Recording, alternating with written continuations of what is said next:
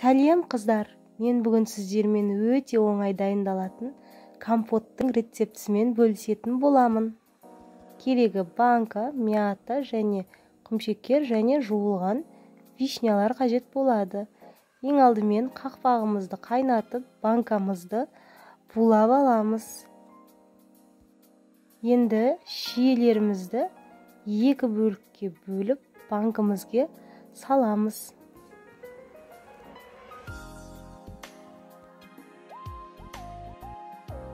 Енді үстінен екі тал мятамызды саламыз. Бұл мята өте керемет дәм беріп тұрады. Дәмі сонда ерекше болып шығады. Енді үстінен құмшекерімізді салып, қайнап тұрған ыстық суымызды банкамызға құямыз. Бірден құюға болмайды, немесе банкамыз сынып кетеді.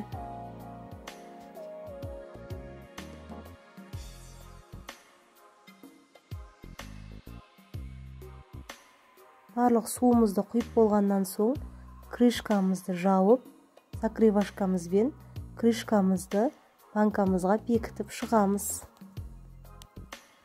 Енді біз крышкамыздың толық жабылғанын білу үшін осылай тексерсек болады, және банкамызды осылай айналдырамыз. Неге айналдырамыз? Себебі біздің құмшекеріміз ішінде еруі қажет. Келесі банкамызды дәл солай етіп жауып аламыз. Бұны да осылай етіп айналдырамыз.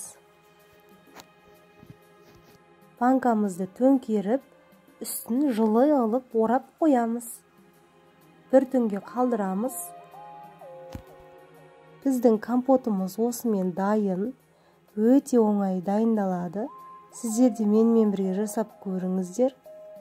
Менің каналыма лайк басып, тіркеліп, қоңыраушаны басуды ұмытпаңыздар.